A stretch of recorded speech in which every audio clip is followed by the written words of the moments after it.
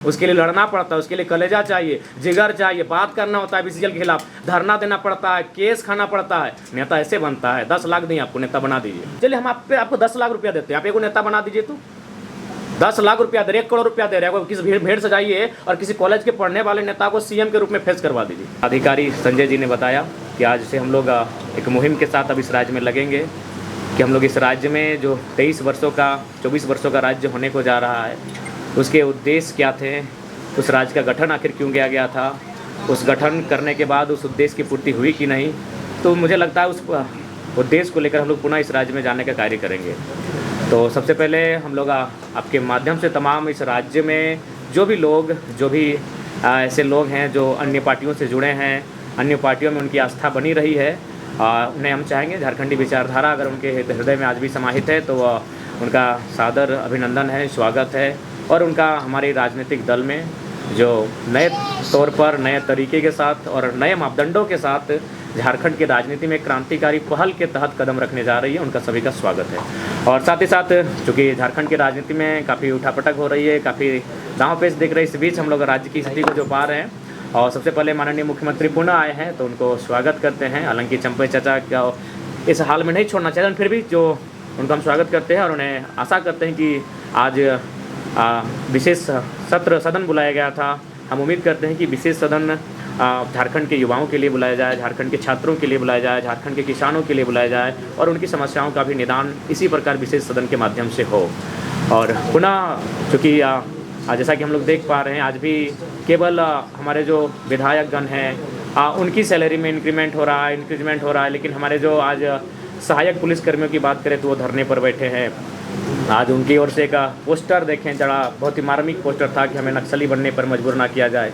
तो ऐसे में हम अपेक्षा रखते हैं पुनः जो गठित हो रही है हमारी सरकार नए मंत्रियों के साथ एक फ्रेश होकर उनसे आशा करते हैं उनकी समस्या का निदान हो।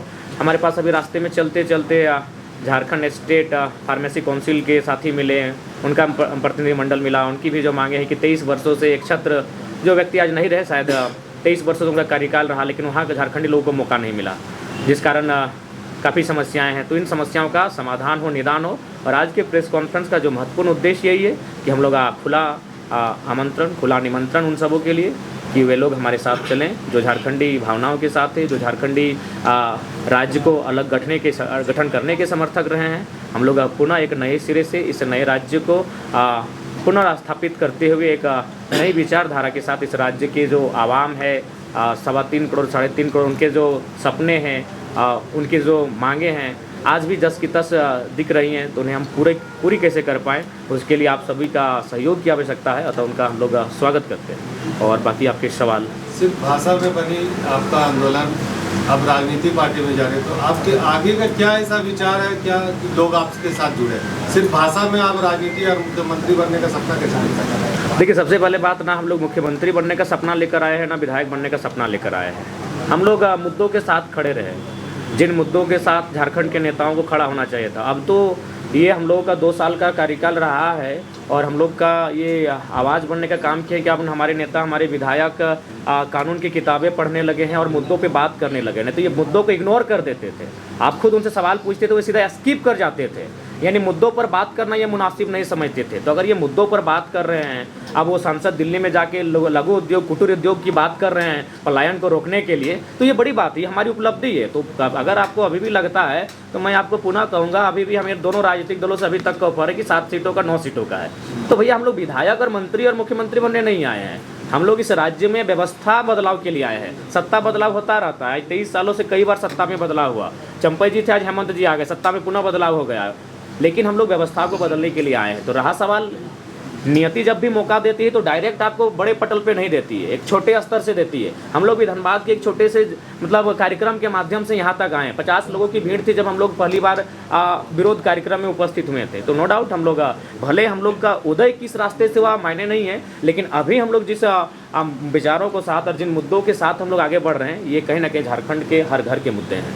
महत्वपूर्ण कौन से मुद्दे होंगे आगे आने वाले? देखिए, महत्वपूर्ण मुद्दे, मैं बार बार कह रहा हूँ, महत्वपूर्ण मुद्दे बहुत सारे होंगे, महत्वपूर्ण मुद्दे एक नहीं है। और झारखंड विविधताओं का राज्य, आप स्पष्ट जानिए।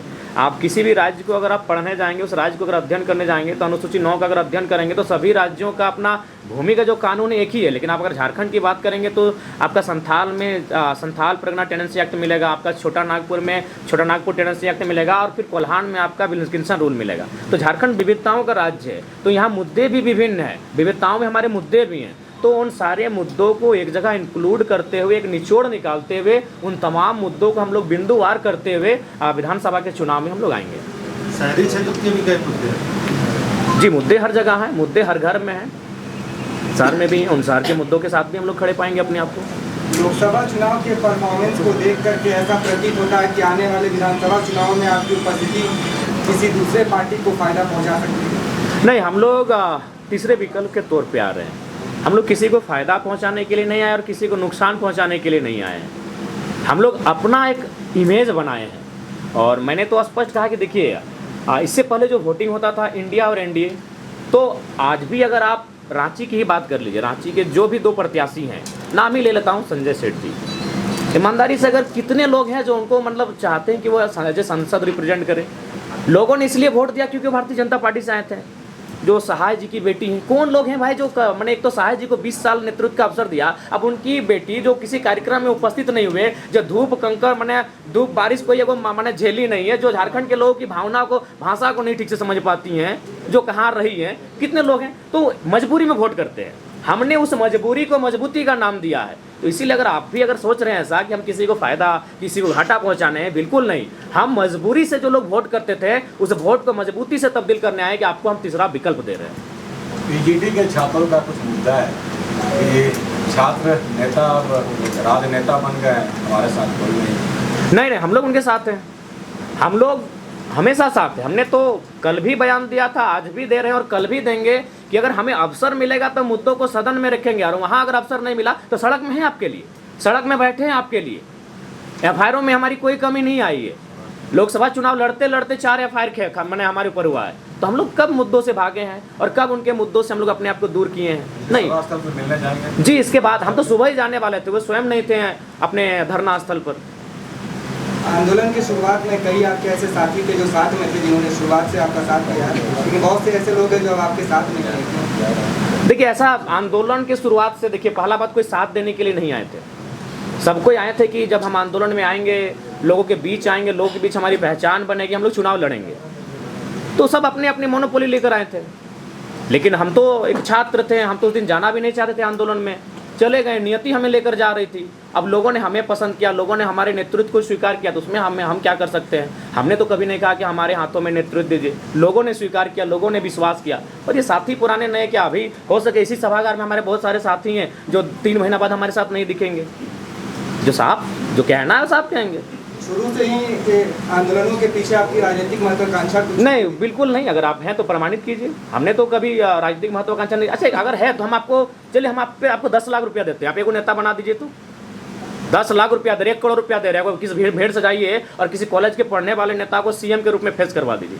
सर, बोलना आसान है, नेता बन जाएगा रातों रात, इतना आसान चीज़ है? उसके लिए लड़ना पड़ता है, उसके लिए कलेजा चाहिए, जिगर चाहिए, बात करना होता है बीसीजीएल के खिलाफ, धरना देना पड़ता है, केस खाना पड़ता है। नेता ऐसे बनता है। 10 लाख दें आपको, नेता बना दीजिए। जयराम जी, आप 50-55 सीट पर आगामी विधानसभा चुनाव में लड़ने वाले हैं।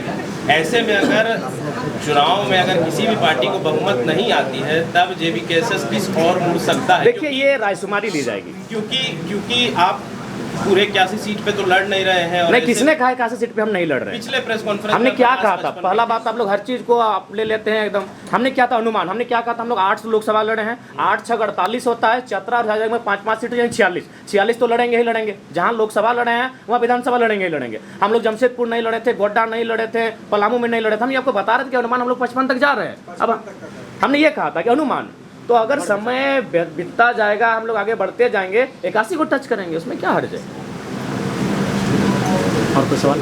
जयराम जी, अगर आपको किंग मेकर बनने की का मौका मिलता है तो वैचारिक तौर पर आप किसके नज़दीक होंगे, एनडीए या इंडिया? देखिए, हमें लगता है उस समय रायशुमारी ही होगी। वैचारिक रूप किसी का नहीं होता है। पहला बात है कि जो पार्टी होती है ना, पार्टी निर्जीव होती है। वर्तमान उस समय पार्टी को चलाने वाले नेता उसको जीवित रखते हैं।